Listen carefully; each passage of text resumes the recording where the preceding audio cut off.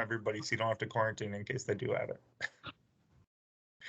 All right, so I'm going to jump in really quick. I'm recording it for any that missed. Let me just grab the attendance list real quick so I know who to reach out to. Okay, really quick. I know we have a couple people off. I know some people were having some medical stuff done today and some people are traveling, but I really just wanted to touch base on like 4 quick things. Number 1, please reiterate the checklist with your team, and I'll email it out right after this. I ask for the first hour of your day and your ATL's day to look at your SOPs, to look at your virtual and where your people are, and to go through the SOPs and make sure they're in a good spot. The rest, 7 hours of the rest of their shift, they can do whatever they want. That's what I hire them for, to, run their business. But that first hour, please try to refocus them on SOP performance, because we shouldn't have all of these unanswered surveys, all of this crazy whip, all of these like executionable things. It's just part of how we go about the business. And we don't want to have to talk about them all the time. So I'll resend out that checklist right after this call, the daily checklist. Please share it with your ATLs. Please make sure you're doing it for your home office too, and that they just start every morning with that first hour of focusing on the business, so we don't have to chase a bunch of other problems. Because if we don't do that, all the problems that we have get much worse. So that's number 1. Number 2, scorecard. Don't know if you guys noticed, the hub completely changed all their reporting, and they got rid of where we could see a lot of our Tactical Tuesday and a lot of the stuff that was on the scorecard. So I really want to simplify our message here. I only want you to have 3 focuses for the rest of the year. Only 3 things, ready? 1 is return growth. Get every single return that you can and don't let up, right? 2 is virtual. The company says it's not the number 1 initiative, but I will tell you it is 90% of every call that I'm on every day, and you can feel the pressure around it. Need you to drive and not accept anything below 40%. And then 3rd is small business. And I know small business is like this big scary monster that has a million pieces. I found out the unlock to small business to win in small business, and we're about to show you, and it makes it really easy. So we'll go over that in a second. So return growth, virtual, small business, that's all I'm going to talk about all year. CES is super important, right? But the company is at a 95%. So I don't know if that's because of this cultural shift where a lot of people are focusing on workers and giving great surveys everywhere, but across the industry for Medallia, everyone's at like 95%. I don't want to have to tackle that if we're already winning there. So return growth, virtual, small business. Let's talk around virtual for a second. I need everybody to act with urgency around virtual. And what I mean by that is we went from being like number 2 or 3 in the company to virtual 2 weeks ago to now we are in like the bottom 20%, because we've stayed at 30% and the entire company has raised. So I need everybody to put an urgency and a focus there. There's districts at like 90% virtual now for the year. We can't get above 30. Right? So I need you to stop accepting anything below 40%, set the tone of this is how we do the business, coach those people who are low on the MVP report, and draw a line in the sand. In that same tone, I'm going to try to do the same because we need to make a focus there. So we're going to do 2 things here. 1, starting this week, and I talked to my boss about this morning to get approved. Starting this week, each MTL from both districts that has the highest virtual for their pod will get $100 every week. And I'm going to try to run that for the rest of the tax season. So that means if you go a clean sweep for a month with your virtual for your pod, then you're going to have 400 extra bucks a month, right? Big, easy win, something to give you incentive and make it exciting. On the flip side, if your ATL is below that 40% guideline, I'm thinking we have them send an explanation of who's hurting them below 40%, what's going on with it, what their action plan is, some sort of form like that. And that'll start probably next week, because we need to get action there, and we can't accept offices that are like below 10% virtual, because we have to win here. It's not action. Makes sense? Everybody follow with that? Cool. Lastly, small business.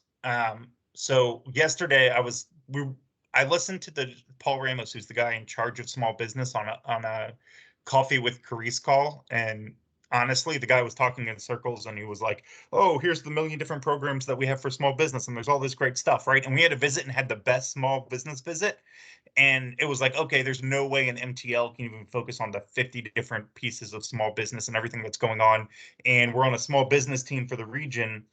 And we haven't even gotten through half of the stuff we're supposed to do, and people are saying they're overwhelmed with it. It's like, this is too much. So I want to simplify and make it easy. So I called the person who was killing small business, number 1 in the company, leading small business above everybody else, and he had a really simple process I wanted to share with you guys. I'm not in an office at the moment, so Gabby, can you share your screen? Are you able to, because we were looking at it last night, I was looking at it with her and Marianne, and we'll show you exactly what our plan is here to knock it out.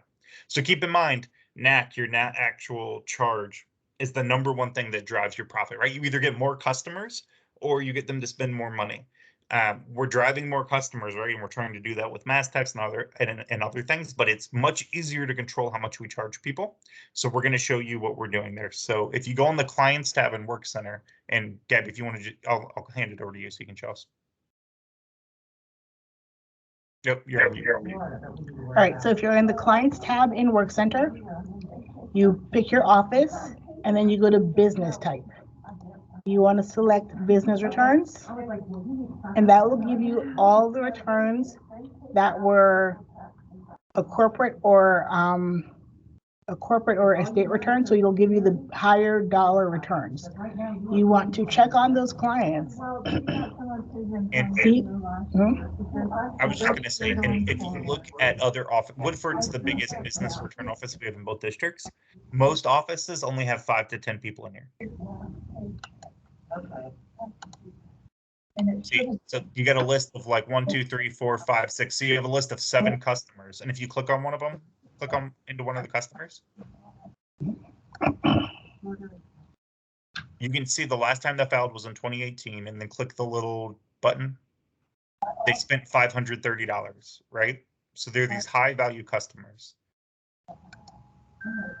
And I would really like us to go after these high NAC customers, right? And I'm going to send, well, I'll hand it back to Gabby. Go ahead and finish what you're saying. And then I'll come with So you check when the last time they were served, and then their phone number, just reach out to them, give them a call, send them an email, see if we can get them to come back and take good care of them.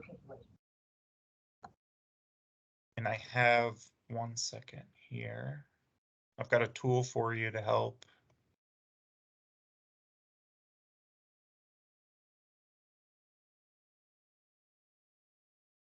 Please hold.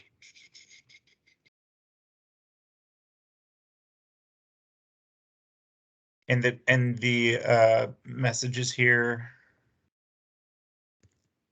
$35 off any small business return coupon. It's a 6-digit code, right? We can leverage that. We can use code 4. Here's my thought. We know that those customers drive a lot more profit for us. They're like our high value customers. My thought is this: by March 1st, if each of you guys can own your list and go into your pod of offices and you own this list of those 10 or so customers per office, call them, offer them code 4. I don't care if we give them 80% off a return to come back, because over the long run, it's going to make you a lot more NAC, right? That, and then we can try to sell the Q-tips, all those small business services, which are being tracked every day. We have sold a very low amount of them, and it's a huge focus of the company. So if we can sell those business attachments, if we can offer bookkeeping and payroll, if we can offer coupons to get them back in and try to get them back into the office with us, I think it would be a huge win. And we would drive a lot more NAC than last year. It would single-handedly, if we stay flat in returns and we grow 1 or 2 of these customers, it's growing like 5 or 6 on average of a regular customer. So it's a real win for us. But a lot of this is about having a real conversation. Oh yeah, I left you guys because you had a horrible bookkeeper, or I left you because I had a bad experience. Well, I'm the new manager. Please give me a chance. I'd love to earn your business. That's the kind of conversations we're going to have. And that's the kind of I want to give you that power as the leader to have those conversations and offer them whatever you need to try to get them back. But I think if we get some of these returns in, it'd be a huge win for us. If you go into that page, can you show that page one more time, Gabby?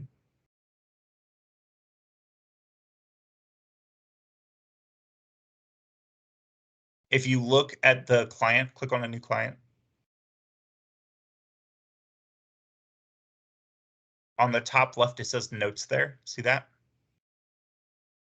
Add new note, and you can say, hey, contacted this customer this date. This is the situation, whatever. My thought is on the 1st or the 2nd. That way, we have some, 3 weeks to contact all these people. 3 weeks for 30 of them. That's only like 10 a week. On the 1st, I'll go through and verify that everyone's been contacted and kind of see where we are with everybody.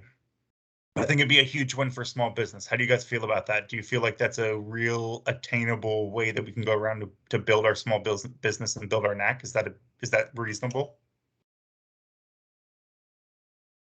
Is the March 1st date realistic as far as contacting those people? Is that, and if you have someone who's great at contacting customers, I'm okay if you delegate it too, right? I just want to make sure that we have someone really good to talk to them. Okay. So let's do that. I'll set a follow-up call on March 1st.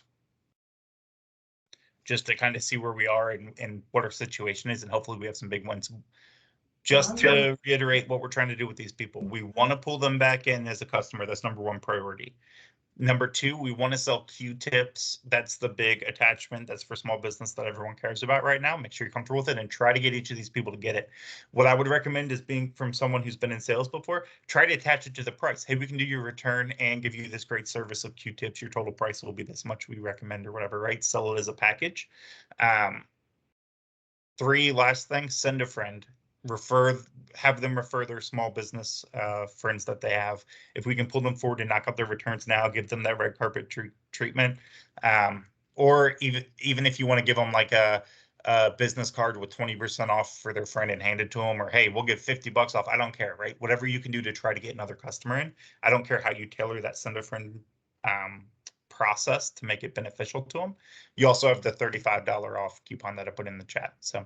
One more point, Tyler. A lot of these businesses, their tax returns are due March 15th. That's why we. So if we get the urgency around it, they'll come in and get their stuff done. Yep. And what it'll do is it'll put you in a good spot at the beginning of before second peak, where your knack is much higher, and it's a lot easier to win the season if we hit all that knack now. So to recap, right? Return growth is king. Focus on that like crazy. WIP right now, when you have your tax pros in the offices, they should all have a list of something to work through the day, even if they're packed, right? Here's the 5 or 6 customers I need you to reach out to WIP and get notes today in between customers. Give each person like a checklist of things to do. Focus on virtual. That $100 competition starts today. It ends. It'll end the end of each Saturday is how I'm going to run it. So we'll pull that every single week. It starts today. Please don't accept less than 40%. Set that high expectation standard. And then lastly, the small business strategy we just discussed, which I'll set a call on the 1st to check up, but then I'll also go through and I'll verify via the notes in Work Center that we're all on the same page. Once the hub is running again, I'll send out the new scorecard without all that extra stuff of just our 3 priorities of return growth, virtual, and small business.